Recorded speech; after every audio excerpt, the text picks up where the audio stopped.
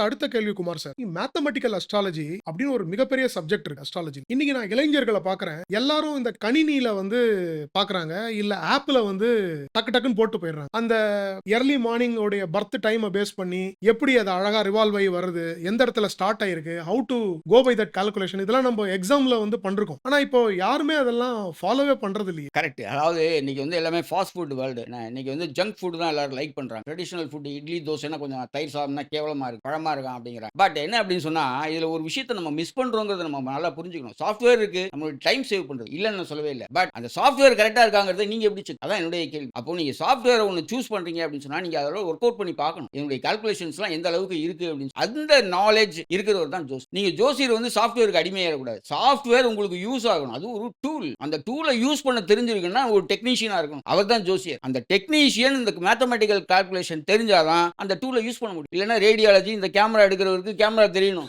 இல்லன்னா நானும் கேமரா உட்கார்ந்தா நடுவுல என்ன ஆயிடும்? ப்ராப்ளம் ஆயிடும். நமக்கு அவுட்புட் கிடைக்காது. அவ்வளவுதான் சிம்பிள். சோ டெக்னீஷியன் அப்படிங்கிறவர் அந்த டூல யூஸ் பண்ண தெரிஞ்சாதான் டெக்னீஷியன். சோ அதே மாதிரி தான் இங்கேயும் இந்த டூல யூஸ் பண்ண தெரிஞ்சிருக்கணும். அப்படி தெரியல அப்படின்னு சொன்னா அவர் டெக்னீஷியனா இருக்க முடியாது. அது பிரச்சனையை கொடுக்கும். நிறைய பேர்கிட்ட உதயாதி நாழிகை அப்படின்னாவே அப்படின்னா அப்படிங்கிறாங்க. சோ இந்த ரேஞ்சில தான் இன்னைக்கு போயிட்டு இருக்கு அஸ்ட்ராலஜி. சோ அடுத்த கொஸ்டின் குமார் சார்.